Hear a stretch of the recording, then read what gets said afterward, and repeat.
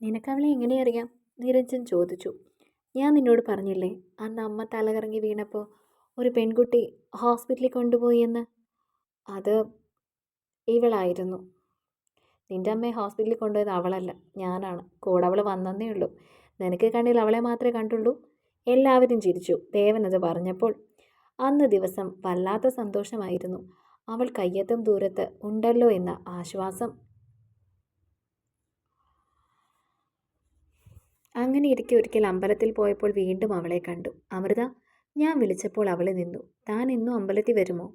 എന്നുമില്ല, എങ്കിലും മിക്ക ദിവസങ്ങളിലും വരും. തൻ്റെ വീട് ഇവിടെ അടുത്താണോ? അതെ, ഇവിടുന്ന് 2 വളവ് കഴിഞ്ഞാണ്. ഇവിടെ എവിടെയാണ് തൻ്റെ വീട്? എവിടത്തെയാണ് താൻ? ഞാൻ ഇതിനു മുമ്പ് തന്നെ കണ്ടിട്ടേയില്ല. ഞാൻ അമ്പാടിയിലേതാ. അമ്പാടിയിലെ ആരുടെ മോളാ? അമ്പാടിയിലെ ലക്ഷ്മിയുടെ മോളാ. മരിച്ചുപോയാ? അതെ. താൻ ഇവിടെ തന്നെ ആയിരുന്നോ കുട്ടിക്കാലം മുതലേ? അതെ. എന്താ അങ്ങനെ ചോദിച്ചേ? ഞാൻ മുൻപ് തന്നെ കണ്ടിട്ടില്ല, അതുകൊണ്ട് ചോദിച്ചതാ. ഞാനങ്ങനെ അധികം പുറത്തിറങ്ങാറില്ല. പെട്ടെന്നാണ് അവളുടെ തുന്നിയ ചുരിദാർ ഞാൻ കാണുന്നത്. ഇതെന്താ, പഴയതാണോ?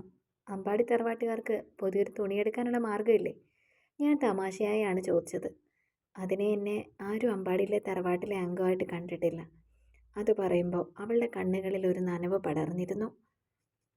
അയ്യേ, കരയാണോ? ഞാൻ വെറുതെ ചോദിച്ചതാ, അറിയാതെ പറഞ്ഞു പോയതാ. തൻ്റെ മനസ്സിൽ എന്തെങ്കിലും വിഷമമുണ്ടെങ്കിൽ എന്നോട് പറഞ്ഞോളൂ. ഞാൻ ആരോടും പറയില്ല. ഉള്ളിലെ സങ്കടങ്ങളൊക്കെ മറ്റൊരാളോട് പറയുമ്പോൾ ഒരാശ്വാസം കിട്ടും. അങ്ങനെയൊന്നുമില്ല, ഞാൻ പോട്ടെ. അതും പറഞ്ഞ് അവൾ നടക്കാനൊരുങ്ങി. അന്ന് രാത്രി മുഴുവൻ അവൾ പറഞ്ഞതിനെപ്പറ്റി ഞാൻ ആലോചിച്ചു. എന്തായിരിക്കും അവൾ അങ്ങനെ പറഞ്ഞത്? പിറ്റേന്ന് കോളേജിലെത്തിയപ്പോൾ അവളെ കാണാനായി ഞാൻ കാത്തിരുന്നു. അവൾ വന്നപ്പോൾ അവളുടെ അരികിലേക്ക് ചെന്നു. ഞാൻ തന്നെ നോക്കിയിരിക്കായിരുന്നു. എന്തിന്? ഇന്നലെ താൻ എന്താ അങ്ങനെയൊക്കെ പറഞ്ഞത്? ഞാൻ പറഞ്ഞല്ലോ, അത് വെറുതെ പറഞ്ഞതാണെന്ന്.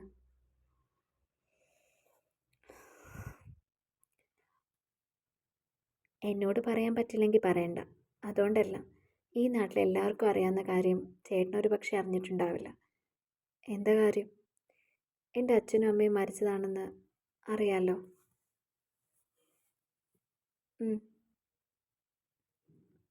അമ്പാട്ട് തറവാട്ടിലെ രാജശേഖരൻ്റെ ഒരേ ഒരു പെങ്ങളുടെ മകളാണ് ഞാൻ. എനിക്ക് 3 വയസ്സുള്ളപ്പോൾ അച്ഛനും അമ്മയും മരിക്കുന്നത്. അന്ന് ഒറ്റയ്ക്കായി പോയെന്ന് അമ്മമ്മയാണ് എന്നെ ഇങ്ങോട്ട് കൊണ്ടുവരുന്നത്. എൻ്റെ അമ്മ പ്രണയിച്ച് വിവാഹം കഴിച്ചത് ഒരു അനാഥനായതുകൊണ്ട് അമ്മയുടെ വീട്ടിൽ ആരുമായിട്ടും ഞങ്ങൾക്കൊരു സഹകരണം ഉണ്ടായിരുന്നില്ല. പിന്നെ അവർ 2 പേരും മരിച്ചപ്പോൾ ഞാൻ ഒറ്റയ്ക്കായി പോവല്ലോ എന്ന് കരുതിയ അമ്മമ്മ എന്നെ ഇങ്ങോട്ട് കൊണ്ടുവന്നത്. അത് അമ്മാവനും അമ്മായിക്കും തീരെ ഇഷ്ടമായിരുന്നില്ല. അമ്മമ്മയുടെ കാലം കഴിയുന്നവരെ കുഴപ്പമില്ലാതെ പോയി. അമ്മമ്മ മരിച്ചപ്പോൾ സ്വത്തിൻ്റെ ഒരു വിഹിതം എനിക്ക് തരണം എന്ന് പറഞ്ഞു. അത് നഷ്ടപ്പെടാതിരിക്കാൻ മാത്രം അവരെന്നെ ഇറക്കി വിട്ടാലോ. പകരം ഒരു വേലക്കാരുടെ സ്ഥാനം നൽകി അവിടെ താമസിപ്പിച്ചു. അവിടെ ജോലിയെടുക്കാൻ ഒരാൾ വേണ്ടേ? പഠിക്കാനൊന്നും വിടാൻ ഇഷ്ടമുണ്ടായിട്ടല്ല, എന്നെ പഠിപ്പിച്ച് സാറ് വന്ന് സംസാരിച്ചുകൊണ്ടാണ് കോളേജിൽ വിട്ടത്. ഇതൊക്കെ എല്ലാവർക്കും അറിയാം. ഞാനൊന്നും മിണ്ടിയില്ല. ഞാൻ ക്ലാസ്സിൽ പോയിക്കോട്ടെ. പിന്നീടുള്ള ദിവസങ്ങൾ അവളെ കാണാൻ വേണ്ടി മാത്രമായിരുന്നു കോളേജിൽ പോയത്. ഒരു ദിവസം അവളെ ഒറ്റയ്ക്ക് കിട്ടിയപ്പോൾ ഞാൻ അവളോട് പറഞ്ഞു,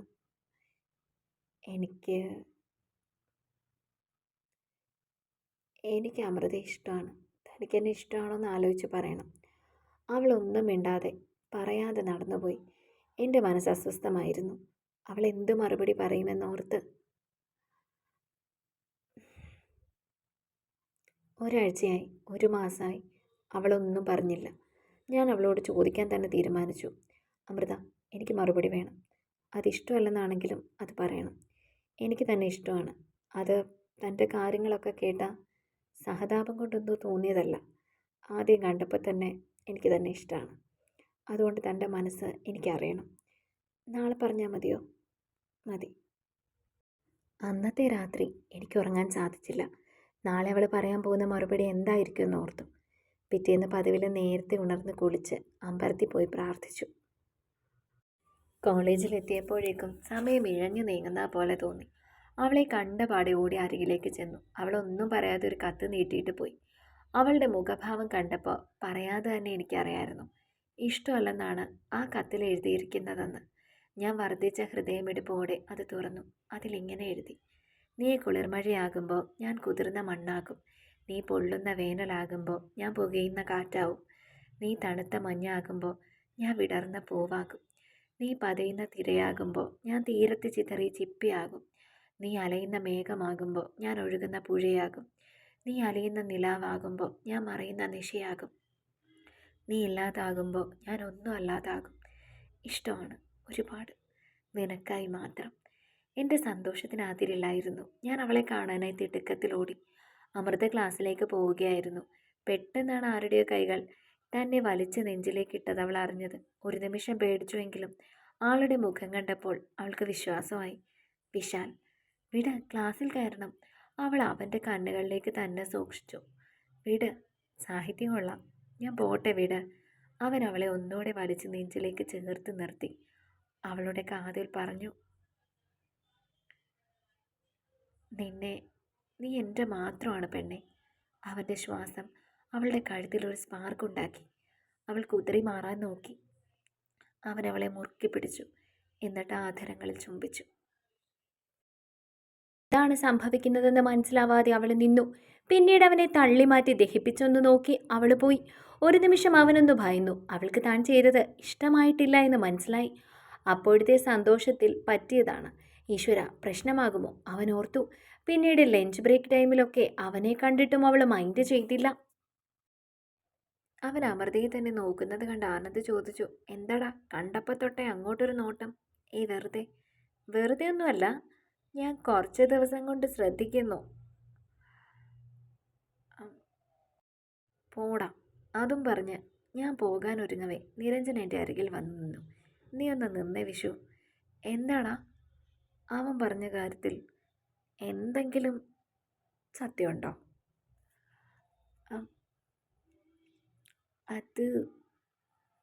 അത് പിന്നെ അവൾക്ക് ഇഷ്ടമാണ്. അവൾ അങ്ങനെ പറഞ്ഞോ? പറഞ്ഞു. ഒരബദ്ധം പറ്റി. എന്താ? അവൾ ഇഷ്ടമാണെന്ന് പറഞ്ഞ സന്തോഷത്തിൽ ഞാനൊരബദ്ധം ചെയ്തു. എന്താടാ? ആ പെണ്ണ് നിനക്കിഷ്ടമാണോ? ഡാ, അത് നിന്നോട് മാത്രം പറയാം. എനിക്കിഷ്ടമാണെടാ. ഞാനത് അവളോട് പറയുകയും ചെയ്തു. എന്നിട്ട്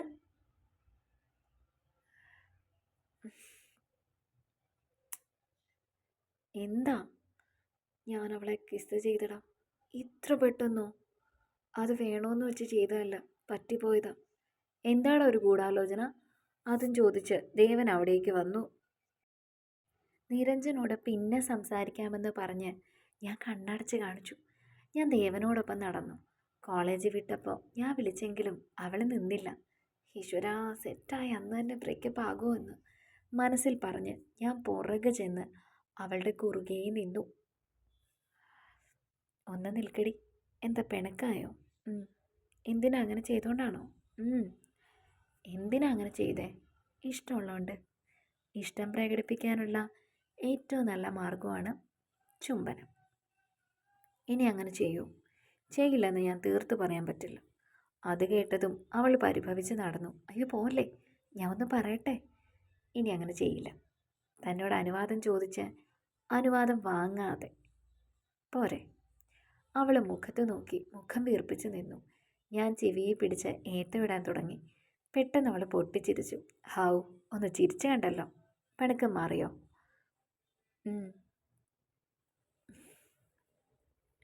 എങ്കിൽ ഞാൻ കൊണ്ടാക്കട്ടെ? അയ്യോ വേണ്ട, അമ്മ വല്ലതും അറിഞ്ഞാൽ പ്രശ്നമാകും. അപ്പോൾ ഇനി എപ്പോഴാണ് കാണുന്നത്? നാളെ. ഫോണുണ്ടോ? ഇല്ല. എങ്കിൽ ഞാൻ ഒരെണ്ണം വാങ്ങിത്തരട്ടെ? വേണ്ട, ആരെങ്കിലും കണ്ടാൽ പ്രശ്നമാകും. എനിക്ക് നിന്നോട് സംസാരിക്കണം. നാളെ കാണാമല്ലോ. ഞാൻ പോട്ടെ, താമസിച്ച വഴക്കു പറയും. എങ്കിൽ പൊക്കോ, നാളെ കാണാം. അവൾ നടന്നു പോകുന്നത് നോക്കി ഞാൻ നിന്നു. പിന്നീട് അങ്ങോട്ട് പ്രണയത്തിൻ്റെ നാളുകളായിരുന്നു. ഞങ്ങൾ പരസ്പരം വേർപിരിയാനാകാത്ത വിധം സ്നേഹിച്ചു. ഞാനായിരുന്നു അവളുടെ സന്തോഷങ്ങളുടെ താക്കോൽ. ഞാൻ വാങ്ങിക്കൊടുക്കുന്നവയായിരുന്നു അവളുടെ ജീവിതത്തിലെ ഏറ്റവും വിലമതിപ്പുള്ളവ. അങ്ങനെ എൻ്റെ PG കഴിഞ്ഞു. ഞാൻ അത്യാവശ്യം PSC ടെസ്റ്റൊക്കെ ആയിട്ട് എഴുതി നടന്നു. ഒരു വർഷം കഴിഞ്ഞപ്പോൾ എനിക്ക് ഒറ്റപ്പാലത്തൊരു കോളേജിൽ ലെക്ചറായിട്ട് ജോലി കിട്ടി.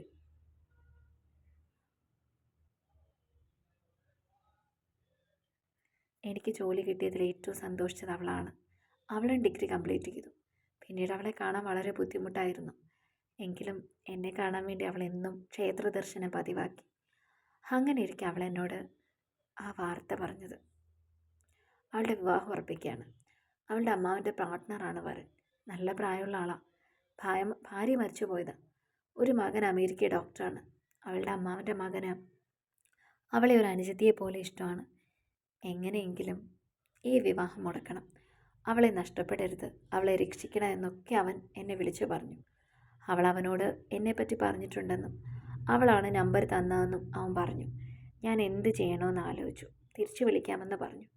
ഫോൺ കട്ട് ചെയ്ത് ഞാൻ ആലോചിച്ചു എന്ത് ചെയ്യുമെന്ന്. ഒടുവിൽ അച്ഛനോട് സംസാരിക്കാൻ ഞാൻ തീരുമാനിച്ചു. അന്ന് ഞാൻ പതിവിൽ നേരത്തെ വീട്ടിലെത്തി. അച്ഛൻ ഉമ്മറത്ത് തന്നെ ഇരിപ്പുണ്ടായിരുന്നു. അച്ഛാ, എനിക്കൊരു കാര്യം പറയാനുണ്ട്. അമ്മയെ കൂടി വിളിക്ക്. എന്താടാ? എന്താ വെച്ചു? അമ്മയെ എത്തി. എനിക്കൊരു പെൺകുട്ടിയെ ഇഷ്ടമാണ്. അവളെ ഉടനെ വിവാഹം കഴിക്കേണ്ട ഒരു സാഹചര്യമാണ്. ഞാൻ അവളെ ഇവിടേക്ക് വിളിച്ചുകൊണ്ട് വന്നാൽ നിങ്ങൾ സ്വീകരിക്കുമോ? എന്താടാ, എന്നാ പ്രശ്നം? അച്ഛൻ സൗമ്യമായി എന്നോട് ചോദിച്ചു. ഞാൻ എല്ലാം അവരോട് തുറന്നു പറഞ്ഞു. പെൺകുട്ടി അമൃതയാണെന്നറിഞ്ഞപ്പോൾ അമ്മയ്ക്ക് വലിയ സന്തോഷമായി. നീ ധൈര്യമായി വിളിച്ചുകൊണ്ട് വാടാ. അച്ഛൻ ധൈര്യം പകർന്നു. എൻ്റെ മനസ്സിന് വലിയ ആശ്വാസം തോന്നി. ഈ സാഹചര്യത്തിൽ അവരെൻ്റെ കൂടെ നിന്നല്ലോ. പിറ്റേന്ന് തന്നെ ഞാൻ അവളുടെ കസിനെ വിളിച്ച് അവളെ രജിസ്റ്റർ മാരേജ് കഴിക്കാമെന്ന് പറഞ്ഞു. എങ്കിൽ ഈ മാസം 27-ന് തന്നെ അത് ചെയ്യണമെന്ന് അവൻ പറഞ്ഞു. രജിസ്റ്റർ മാരേജിൻ്റെ അന്ന് അവൻ നാട്ടിലെത്തുമെന്നും രജിസ്റ്റർ മാരേജ് വേണ്ട കാര്യങ്ങളെല്ലാം അവൻ ചെയ്തു കൊള്ളാമെന്ന് പറഞ്ഞു. രജിസ്റ്റർ മാരേജിന് വേണ്ട ഏർപ്പാടുകളൊക്കെ ഞാൻ ചെയ്തു കൊള്ളാമെന്നും നാട്ടിൽ വരുമ്പോൾ ഞങ്ങളെ വന്ന് കണ്ടാൽ മതിയെന്നും ഞാൻ അവനോട് പറഞ്ഞു. രജിസ്റ്റർ മാരേജിന് വേണ്ട ഏർപ്പാടുകളെല്ലാം ദേവൻ ചെയ്തിരുന്നു. അനാമികയും നിരഞ്ജനും അമ്പലത്തിൽ പോയി അമൃതയെ പിക്ക് ചെയ്ത് രജിസ്റ്റർ ഓഫീസിൽ കൊണ്ടുവരാമെന്നേറ്റു. അച്ഛനും അമ്മയും നേരത്തെ തന്നെ എത്തിയിരുന്നു.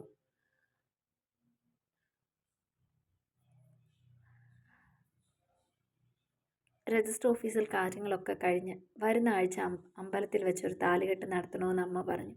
ഞാനത് സമ്മതിച്ചു. 10:30-നായിരുന്നു രജിസ്ട്രാർ വരുമെന്ന് പറഞ്ഞത്. 11:30 അമൃതയും കൂട്ടാൻ പോയ ആളുകളെ കണ്ടില്ല. എൻ്റെ മനസ്സിൽ വല്ലാത്തൊരു ഭയം നിഴലിച്ചു. വിശാൽ നിരഞ്ജനെ വിളിച്ചപ്പോൾ ഫോൺ സ്വിച്ച് ഓഫ് ആയിരുന്നു. അനാമികയെ വിളിച്ചപ്പോൾ ഔട്ട് ഓഫ് കവറേജ് ഏരിയ. അവൻ ഒരുപോലെ വിഷമവും ദേഷ്യവും വന്നു. 12:30 വരെ രജിസ്ട്രാർ ഉള്ളൂ. ഇനി എന്ത് ചെയ്യും? നിരഞ്ജൻ അവരിപ്പോൾ അവിടെ ടെൻഷൻ അടിക്കുന്നുണ്ടാവും, അനാമിക പറഞ്ഞു. എന്ത് ചെയ്യാനാ? വണ്ടി ഓഫായി പോയതല്ലേ. നോക്കിക്കൊണ്ടിരിക്കാതെ നീ ഒന്ന് സമാധാനപ്പെടും.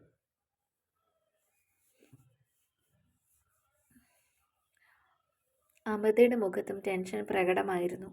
എൻ്റെ ഫോണിലാണെങ്കിൽ റേഞ്ചും ഇല്ല, അനാമിക പറഞ്ഞു. എൻ്റെ ഫോണും ചാർജ് ഇല്ലാതെ ഓഫായിപ്പോയി, നിരഞ്ജൻ പറഞ്ഞു.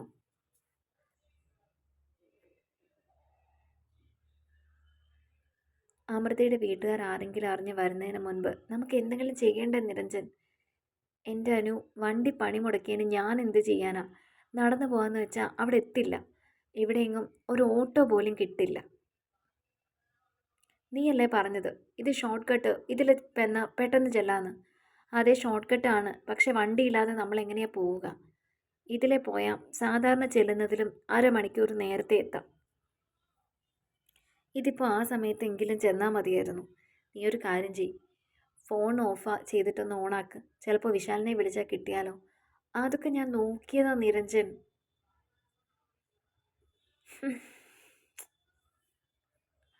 പെട്ടെന്ന് ഈശ്വര നിശ്ചയം പോലെ ഒരു കാർ അവിടേക്ക് വന്നു. അനാമിക ആ കാറിന് കൈ കാണിച്ചു. ഒരു വയസ്സനായ ആളായിരുന്നു അതിൽ. സർ പ്ലീസ്, ഞങ്ങളെ ടൗൺ വരെ ഒന്ന് ഇറക്കോ? അതിനെന്താ, കയറിക്കോളൂ. അമൃതയും അനാമികയും നിരഞ്ജനയും കയറാൻ പോയപ്പോഴേക്കും ഒരു ബുള്ളറ്റിൻ്റെ ശബ്ദം അവിടെ അലയടിച്ചു. നോക്കിയപ്പോൾ അമൃതയ്ക്ക് സമാധാനം വീണ്ടും കിട്ടി. വിശാൽ അത്രയും നേരം അനുഭവിച്ച സങ്കടം മുഴുവൻ അവൾക്ക് താങ്ങാൻ കഴിയുന്നതിലും അപ്പുറമായിരുന്നു. അവൻ വണ്ടി ഒതുക്കി ഇറങ്ങിയപ്പോഴേക്കും അവൾ ഓടിച്ചെന്ന് അവൻ്റെ മാറിലേക്ക് വീണു. ഏയ്, എന്താ പേടിച്ചു പോയോ? അവളെ മാറോട് ചേർത്തുകൊണ്ട് അവൻ ചോദിച്ചു. ഞാൻ എത്തിയല്ലോ, പിന്നെന്താ? അവളെ മാറ്റി നിർത്തി അവൻ നിരഞ്ജൻ്റെയും അനാമികയും അടുത്തേക്ക് ചെന്നു. നിങ്ങൾ എന്തിനാ ഇതിലേ വന്നേ? മറ്റേ വഴിയെ കൂടെ വന്നാൽ പോരായിരുന്നോ? പെട്ടെന്ന് വരാൻ വേണ്ടി വന്നതാ. വണ്ടി ബ്രേക്ക് ഡൗൺ ആവുമെന്ന് അറിഞ്ഞില്ലല്ലോ, നിരഞ്ജൻ പറഞ്ഞു. ഇതാരാ? കാറിലെ ആളെ നോക്കി വിശാൽ ചോദിച്ചു. ഇദ്ദേഹം ഞങ്ങളെ ടൗണിലേക്ക് ഇറക്കാമെന്ന് പറഞ്ഞതാ, അനാമിക മറുപടി പറഞ്ഞു. ശരി, എങ്കിൽ നിങ്ങൾ ഇതിലെ ടൗണിൽ ഇറങ്ങി ഒരു ഓട്ടോ പിടിച്ചു പോരും. വണ്ടി ഇവിടെ കിടക്കട്ടെ, പിന്നെ എടുക്കാം. ഓക്കേടാ. അനാമികയും നിരഞ്ജനും പോയ ശേഷം അമൃതയോടായി വിശാൽ പറഞ്ഞു. കേറ്. അവളുടെ കണ്ണുകൾ നിറഞ്ഞിരിക്കുന്നത് വിശാൽ കണ്ടു. എന്താ, നല്ല ദിവസമായിട്ട് കരയാണോ? ഒരു നിമിഷം എല്ലാം തീർന്നു എന്ന് ഞാൻ കരുതി. അങ്ങനെ ഈശ്വരൻ നമ്മളെ പിരിക്കില്ല. ഞാൻ പേടിച്ചു പോയി വിച്ചുവേട്ടാ. പേടിയൊക്കെ കുറച്ചു നേരം കഴിഞ്ഞിട്ട് ഞാൻ മാറ്റാം, കുസൃതിയോടെ അവൻ പറഞ്ഞു. പോ വിച്ചേട്ടാ. അവൾ അവൻ്റെ കയ്യിൽ നുള്ളി. നീ വേഗം കയറിക്കേ, രജിസ്ട്രാർ പോകും. അവിടെ എത്തിയപ്പോൾ എല്ലാവരും കാത്തു നിൽക്കുകയായിരുന്നു. അമൃത അച്ഛൻ്റെയും അമ്മയുടെയും കാല് തൊട്ട് വന്നിച്ച് അകത്തേക്ക് കയറി. രജിസ്ട്രാർ രണ്ടുപേരെയും ഒപ്പുവെച്ച് ഒന്നാം സാക്ഷിയായി വിശാലിൻ്റെ അച്ഛനും രണ്ടാം സാക്ഷിയായി ദേവനുമായിരുന്നു എന്നുള്ളത്. ഞങ്ങൾ ഏകദേശം കഴിഞ്ഞപ്പോഴാണ് അനാമികയും നിരഞ്ജനും എത്തിയത്.